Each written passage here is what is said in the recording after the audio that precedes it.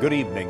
Virgin Galactic was hoping to turn tourists into astronauts within months, but today the project was dealt a serious setback when its Spaceship 2 exploded during a test flight over California's Mojave Desert. One of the two crew members was killed. This happened just 3 days after an unmanned rocket blew up on liftoff in Virginia. Two serious blows to America's commercial space program in 1 week. Tracy is looking into today's accident. The wreckage was scattered in pieces across a remote section of the Mojave Desert. It's what's left of Virgin Galactic's Spaceship 2. Two test pilots were on board, only one survived with major injuries. George Whitesides is the chief executive of Virgin Galactic. Space is hard, and today was a tough day. This was Spaceship 2 in a test flight last year. Release.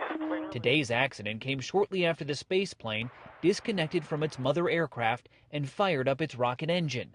The company had been testing a new fuel mixture that would give the craft the extra boost needed to get it into space. Kevin Mickey was in charge of today's flight. This was a new fuel formulation, again, that had been proven and tested on the ground many times. Today's test flight was the 55th for the space plane, which was intended to be the first craft to offer tourists a suborbital trip. More than 700 people have already booked a seat at a price of more than $200,000 each for the 2-hour experience.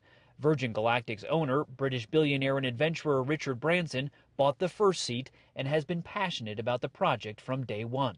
Ordinary people, and I know $200,000 is not necessarily an ordinary person, but in time it will be ordinary people, will be able to have a chance to become astronauts, go into space.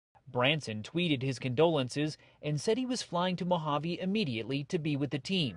Investigators from the National Transportation Safety Board are on their way as well to help determine the cause of the crash that is likely going to be an extraordinary setback for the budding commercial space industry.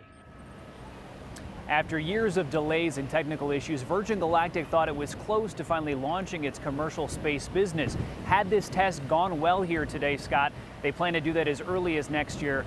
That now is very unlikely to happen. Tracy in the Mojave Desert for us tonight. Thank you.